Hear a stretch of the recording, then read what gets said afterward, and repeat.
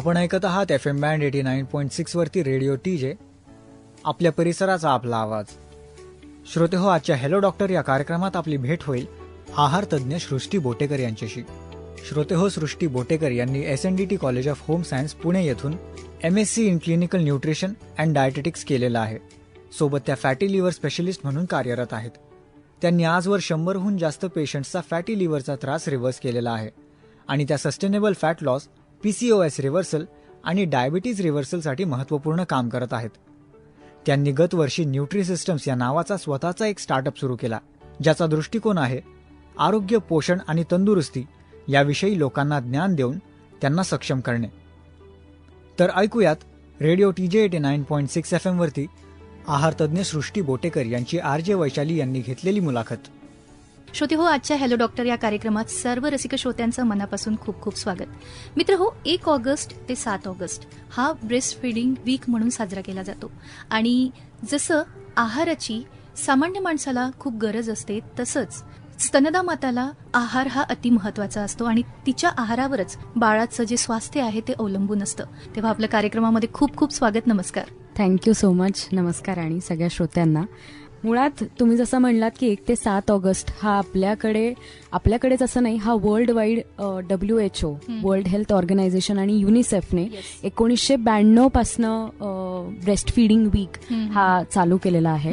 आणि ह्याच्या मागचं कारण हे मेन हेच आहे की लोकांमध्ये जनजागृती व्हावी, अवेअरनेस एक क्रिएट व्हावा आणि त्याचं जे महत्व आहे की का ब्रेस्ट फिडिंग गरजेचं आहे हे क्रिएट करण्यासाठी हा आठवडा साजरा केला जातो. त्याचबरोबर पहिल्या 6 महिन्यांपर्यंत केवळ आणि केवळ आईचं दूध हेच त्या बाळासाठी गरजेचं असतं आणि तेच पोषक असतं हे समजवण्यासाठी. आणि बाळाला तो आईच्या दुधातनं योग्य आहार मिळतोच आहे, पण तो योग्य आहार मिळण्यासाठी आईने व्यवस्थित खाणं हे सगळ्यात आवश्यक गोष्ट असते. त्यामुळे मातांचा योग्य आहार, कुटुंबाचा तिला मिळणारा पाठिंबा आणि आरोग्य सेवेमार्फत जी एक मदत तिला लागते तर ती व्यवस्थित मिळावी, अशा एकूण या उद्देशाने हा ब्रेस्ट फिडिंग वीक साजरा केला जातो. Okay ma'am, breast feeding week हा का साजरा केला जातो याविषयी आपण सांगितलं, बट यावर्षीची थीम काय आहे त्याविषयी काय सांगाल? राईट. सो बेसिकली यावर्षीची जी थीम आहे ती प्रोटेक्ट ब्रेस्ट फिडिंग, अ शेअर्ड रिस्पॉन्सिबिलिटी. की आपल्याला जे एक असं सतत वाटत असतं की आता पहिले 15 दिवस, महिनाभर बाळाचं आईचं रुटीन जोपर्यंत सेट होत नाहीये तोपर्यंत तिथे आजी आजोबा असतात, नवरा असतो, पण आफ्टर दॅट ऑल्सो जसं जसं ते बाळ त्याची वाढ होत राहते तसं जसे काही वेगवेगळे चेंजेस, काही चॅलेंजेस असे पण येत असतात. आणि ही जबाबदारी फक्त आईची नसून ही घरातल्या प्रत्येकाची आहे. So reminding us breast feeding is not just a mother job but it's a community effort, अशी यावर्षीची थीम आहे की फक्त आईचं काम नाहीये बाळाला सांभाळणं, त्याला दूध पाजणं, पण त्याच्यासोबतच तिला योग्य असं राहील असं एन्व्हायरमेंट क्रिएट करणं की जे स्ट्रेस फ्री असेल पूर्णपणे. कारण जसे बाळामध्ये वेगवेगळे बदल घडत जात आहेत तसेच आईच्या शरीरात पण वेगवेगळे बदल घडत जात आहेत. There are lot of hormonal changes also going inside her body.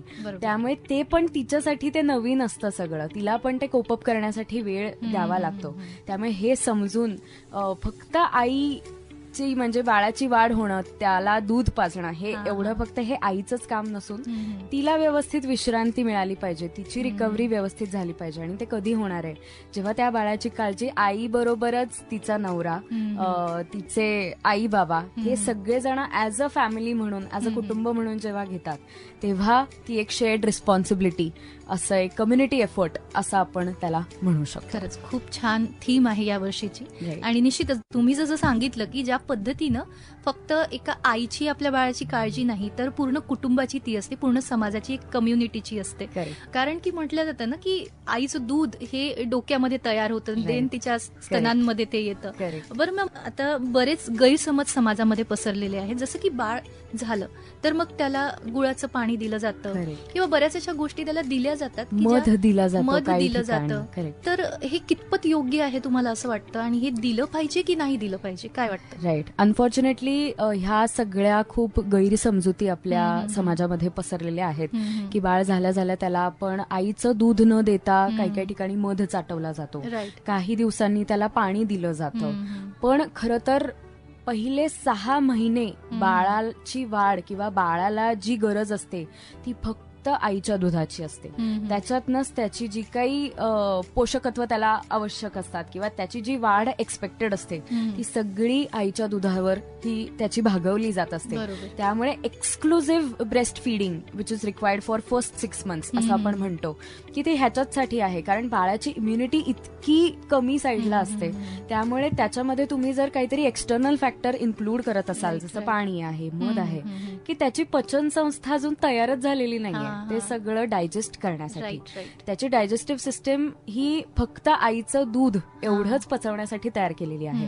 त्यामुळे हे सगळे गैरसमज ज्या आहेत ह्या अतिशय चुकीच्या आहेत आणि हे कुठेतरी थांबवावं ह्याच्यासाठी शासनातर्फे पण खूप ठिकाणी हे कार्यक्रम चालवतात. त्यांची एक जनजागृती केली जाते की काय खायला द्यायला पाहिजे आणि काय नाही. 6 महिन्यानंतर हळूहळू आपण त्या बाळाला जशी त्याची डायजेस्टिव्ह सिस्टीम स्टेबल व्हायला लागते तसं आपण त्याला वेगवेगळे पदार्थ इंट्रोड्यूस करायला लागतो. पण पहिले 6 महिने हे कम्प्लिटली तुमचे आईच्या दुधावरच असायला पाहिजेत असं आहे. निश्चितच आपलाही हा रेडिओ जो शो आहे, जो टॉक आहे, त्याचा पण उद्देश तोच आहे की जनजागृती व्हावी आणि ज्या स्तनदा माता आहेत त्यांना एक मार्गदर्शन मिळावं. आणखी एक गैरसमज म्हणता येईल की खूप जास्त खाल्लं तर दूध येईल किंवा मग बाळाच्या हेल्थसाठी चांगलं असेल. मग यामध्ये कधी नॉर्मल डिलिव्हरी असते तर कधी सीझर झालेलं असतं. मग त्या पद्धतीनं पाणी पिऊ नको, पोट सुटेल किंवा मग बांधलं जातं किंवा मग बऱ्याच अशा गोष्टी असतात ज्या आईला नको करू असं सांगितलं जातं. तर याविषयी आपण काय मत मांडाल? खरं तर मी असं म्हणेन की दूध वाढवण्यासाठी खाण्याचं प्रमाण नाही तर खाण्याचा दर्जा हा महत्वाचा आहे. म्हणजे आपण जे म्हणतो ना की क्वांटिटीपेक्षा क्वालिटी ऑफ फूड काय असलं पाहिजे हे आपल्याला डोक्यात ठेवायला हवं. आपल्याकडे बाळणपणानंतर आईला जास्त खायला दिलं जातं. मग त्याच्यामध्ये साजूक तूप असेल, सुकामेवा म्हणजे आपले ड्रायफ्रुट्स असतील, त्याच्यात बदाम, अक्रोड, अंजीर, खजूर सगळं इन्क्लूड असतं. डिंकाचे लाडू, सगळे असे जे गोडधोड पदार्थ जे आहेत, अशा सगळ्या उष्ण आणि पौष्टिक समजल्या जाणाऱ्या ज्या गोष्टी आहेत त्या जास्त करून इन्क्लूड केल्या जातात. कारण आपल्याला असं वाटत असतं की जास्त आईने जर खाल्लं तर जास्त दुधाचं प्रोडक्शन होणार आहे. पण खरं तर हे सगळं अति खाल्लं तर त्याचा परिणाम तुमच्या वजनावर होत असतो. कारण दुधाच्या प्रमाणावर फारसा काय म्हणतात तुम्ही किती खाताय त्याचा फरक पडत नसतो. तुम्ही ते काय क्वालिटीचं खाता ते इम्पॉर्टंट असतं. तुम्ही आता जसं मेन म्हणलात की पोट सुटेल म्हणून पाणी जास्त पिऊ नको. खरं तर दूध हे म्हणजे आईचं जे दूध आहे हे 70% ऑफ वॉटरच आहे. त्यामुळे तुम्ही जर व्यवस्थित पाणी पिलंच नाही तर ते कुठेतरी दुधाच्या प्रोडक्शनवर पण त्याचा इम्पॅक्ट होणार आहे. त्यामुळे आम्ही असं दरवेळेस सजेस्ट करतो की जेव्हा तुम्ही ब्रेस्ट फीड करायला बसता आहात तेव्हा तुमच्या शेजारी एक लिटरची बॉटल घेऊन बसा. म्हणजे while you are breast feeding you are making sure you are hydrating yourself also. कारण तुम्हीच जर व्यवस्थित पाणी पिलं नाही तर त्याचा परिणाम हा तुमच्या दुधावर पण होणार आहे. आणि ऍज अ रिझल्ट आपण दूध जर व्यवस्थित प्रोडक्शन त्याचं नाही झालं तर आपण काय करतो, मग जास्त खाल्लं जातं. मग त्याच्यामध्ये सगळे जे हाय कॅलरिक फूड्स ज्याला आपण म्हणतो ज्याच्यामध्ये प्रचंड ऊर्जा आहे, बरोबर, सुकामेवा आहे किंवा बाकीचे सगळे लाडू गोडधोड पदार्थ आहे, ह्याचं सेवन जास्त होत जातं. त्यामुळे ह्या गोष्टीची आपण काळजी घेतली पाहिजे की it's not the quantity always, it's also the quality which matters a lot. Right. अगदी बरोबर. हे पण असतं गैरसमज मॅम की काही असे जे फळं असतात ज्या फळांमुळे बाळाला त्रास होईल, काही बेसिक फळे खायला सांगितल्या जातात, काही बेसिक फळे नाही खायला सांगितल्या जातात किंवा काही भाज्यांमध्ये पण अशा पद्धतीचं काही गैरसमजुती असतात की जे घरातले जे मोठे असतात ते त्यांना ऍडवाइस देत असतात. तर काय सांगाल याविषयी? राईट. आपल्याकडे असं जनरली म्हणलं जातं किंवा मी हे लोकांकडनं ऐकलेलं आहे की नाही आम्हाला घरच्यांनी सांगितलं आता ही फळं किंवा ह्या भाज्या खायच्या नाहीत का, कारण त्या थंड असतात म्हणून.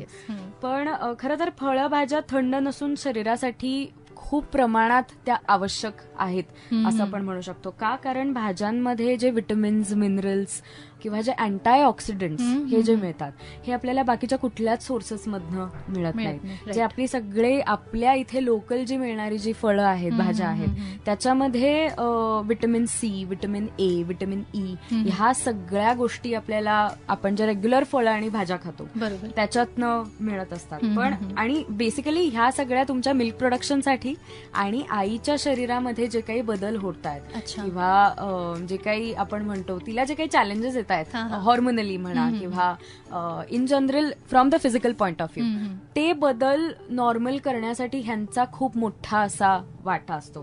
त्यामुळे आईच्या शरीरासाठी आणि दुधाच्या गुणवत्तेसाठी अशा या फळं भाज्या या खूप जास्त फायदेशीर असतात.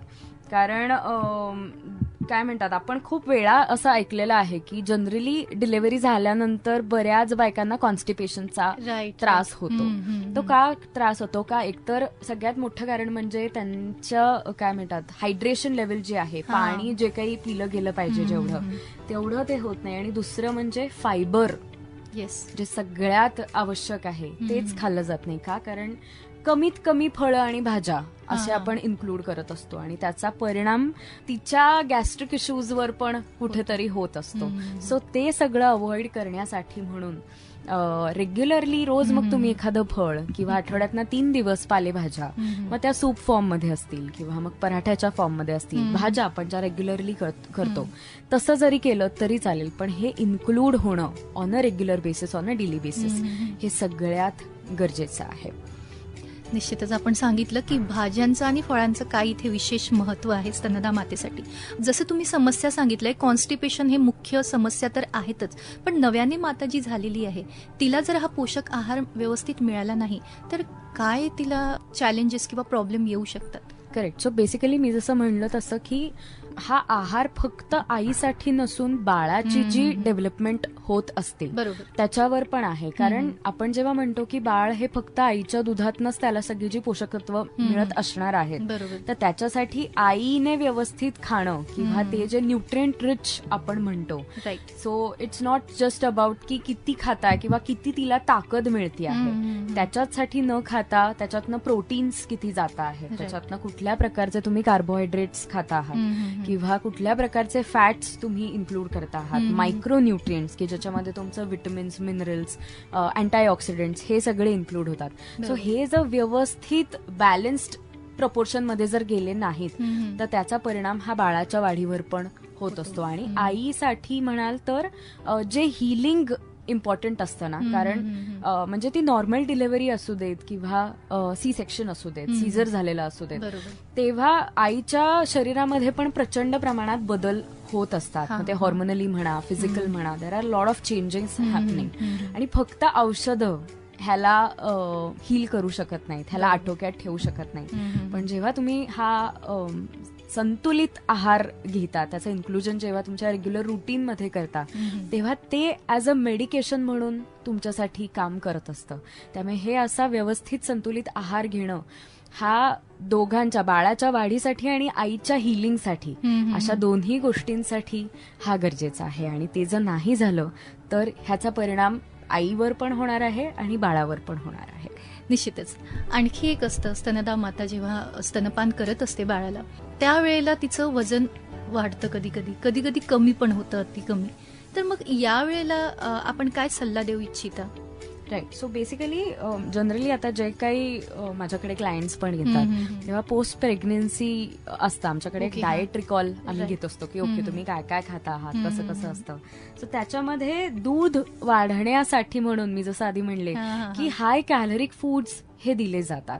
आणि त्याच्यामध्ये जास्त इन्क्लुजन कशाचं असतं, तर तुमचं लाडू आहे, तूप आहे, साखर आहे, गूळ आहे, ह्या सगळ्या गोष्टी जास्त प्रमाणात असतात. व्हेअरएज मी जिथे म्हणलं की फायबर, भाज्या, फळं ह्या गोष्टी ज्या आहेत की ज्या तुम्हाला खरं तर न्यूट्रिएंट्स देणार आहेत, फक्त कॅलरीज नाही देणार आहेत, त्याचं प्रमाण कमी झालेलं असतं. सो ह्या पदार्थांचं जास्त करून इन्क्लुजन असतं. त्याच्यामध्ये व्यायाम त्यांचा काही होत नसतो, पुरेशी झोप त्यांना मिळत नसते. कारण तुम्ही बघा ना, नॉर्मल माणसाचं सुद्धा 90% हिलिंग हे आपण जेव्हा झोपतो तेव्हा होत असतं. जेव्हा बाळ होतं त्या आईसाठी तर नॉर्मल रिकव्हरी गरजेचीच असते. तिथं तुम्हाला म्हणजे विश्रांतीने मिळणार आहे, पण ती नॉर्मल विश्रांती वेगळी आणि झोप व्यवस्थित होणं ही वेगळी. त्यामुळे आजकाल पण आपण बघतो की ज्या नवीन आई झालेल्या आहेत तर त्यांचं जनरली नाही यार झोप होत नाहीये माझी, आता थोडंसं रुटीन बदललंय किंवा त्याच्या बाळाच्या झोपेनुसार माझी झोप ऍडजस्ट करायला लागते आहे. सो हे एक महत्वाचं कारण असतं की ज्याच्यामुळे तुमचं वजन झपाट्याने वाढत असतं. आणि आणखी एक महत्वाची गोष्ट म्हणजे तुमचं जे काही रेग्युलर खाणं आहे त्याच्यामध्ये व्यवस्थित तो पोर्शन साईज नसणं. म्हणजे लाडू घेताना आपण लाडू हा बुंदीचा आकाराचा जो लाडू मिळतो बाहेर बाजारात तेवढा घेतला जातो, वेरॅज तेवढी काहीच गरज नाहीये. तुम्ही एक 100 ग्रॅमची वाटी म्हणा, त्याच्यामध्ये जे काही घेत असाल किंवा आपण जेव्हा मूठ करतो आपल्या हाताची त्याच्याहून अर्धा असा जर आपण त्या लाडवाची साईज ठेवली तर तो एका वेळेला एक जाईल. असा जर आपण तो इन्क्लूड केला तर आपल्याला जे आवश्यक पोषकत्व त्या लाडवातनं मिळणं असं आपल्याला वाटतं आहे तर ते तर मिळतातच, पण साईड बाय साईड तिच्यामध्ये म्हणजे तिच्या बॉडीमध्ये ज्या एक्सेस कॅलरीज जात आहेत त्या आपण कुठेतरी जाण्यापासून आपण रोखतो. सो जेवढं गरजेचं आहे तेवढंच खाणं, ते मोजून मापून खाणं. मोजून मापून खाण्या असं म्हणण्यापेक्षा मी असं म्हणेन की जेवढं तिला गरजेचं आहे तेवढंच देणं. आपण नाहीतर त्या प्रेमापोटी आपण इतकं एक्सेस तिला खायला देत जातो आणि तो तेव्हा त्रास तिला तेव्हा होत नसतो, पण त्याचा परिणाम आपल्याला तो फ्युचरमध्ये दिसायला लागतो आणि तो वजनाच्या प्रमाणात म्हणा किंवा शुगर लेवल काही काही जणींची अचानक स्पाइक होते. सो हे सगळं जे डायबिटीजमध्ये जे कन्व्हर्जन होतं, सो हे बेसिकली ह्या सगळ्या गोष्टीचे परिणाम असतात की जे एक्सेस खाणं आपण देत असतो. सो हे कुठेतरी जर टाळलं किंवा हे जर आटोक्यात आणलं गेलं तर हे जे वजन वाढणं आहे म्हणा किंवा ब्लड शुगर ज्या लोकांची स्पाइक होते, डायबिटीजमध्ये कन्व्हर्ट होते बेसिकली, तर ते कमी होण्यासाठी खूप जास्त मोठा पॉझिटिव्ह इम्पॅक्ट आपल्याला दिसतो की ते कसं कमी करता येईल. तर ह्या गोष्टी इम्प्लिमेंट केल्या पाहिजेत निश्चितच. तर मग मॅम एक बेसिक डाएट किंवा एक सकस आहार जो मातेला गरजेचा आहे त्यामध्ये काय इन्क्लूड असायला पाहिजे असं तुमच्या मते तुम्हाला वाटतं? करेक्ट. सो आता जनरली महाराष्ट्रापुरतं जर आपण म्हणलं तर आपल्याकडे लहानपणापासूनच आपण आपल्या भाजीमध्ये आमटीमध्ये लसूण टाकत असतो, राईट. सो असं म्हणतात की लसूणामुळे ते दूध प्रोडक्शन जे आहे हे छान होतं, अजून व्यवस्थित होतं. सो तुमच्या भाजीमध्ये तुमच्या आमटीमध्ये जे काही तुम्ही तिला करून देणार असाल तर त्याच्यामध्ये थोड्या प्रमाणात लसूण चं इन्क्लुजन करा. मग तो नुसताच त्याच्या पाकळ्या टाकायच्या का, तर तसं नाही, तर त्याला व्यवस्थित तो ठेचला गेला पाहिजे. त्याचं जेव्हा तो ठेचतो आपण तेव्हा त्या ठेचण्यानंतर जे ते एक काय म्हणता येईल त्याला तो रस जो निर्माण होतो तर तो सगळ्यात जास्त महत्वाचा असतो. सो तो तसा आपण इन्क्लूड करू शकतो. मी जसं म्हणलं की लाडू तुम्हाला द्यायचे तर डेफिनेटली द्या, त्याच्याबद्दल अजिबातच नाही असं म्हणणं नाहीये. मग अळीवाचे लाडू आहेत, डिंकाचे लाडू आहेत, हे तर तुम्ही देऊ शकता, पण त्याची साईज, तुम्ही त्याच्यात किती साखर घालताय आणि किती तूप घालताय ह्या गोष्टी सगळ्यात महत्वाच्या आहेत. नाहीतर आपण काय करतो, खूप जास्त साखर, खूप जास्त तूप, खूप जास्त गूळ ह्या सगळ्या हाय कॅलरिक फूड्सचा इतका जास्त त्याच्यावर भडीमार करत असतो की त्या ऍज अ रिझल्ट मी जसं म्हणलं की नंतर तो वजन कमी करण्यावर तो खूप जास्त एक मोठा अडथळा निर्माण करत असतं. सो हे एक आहे.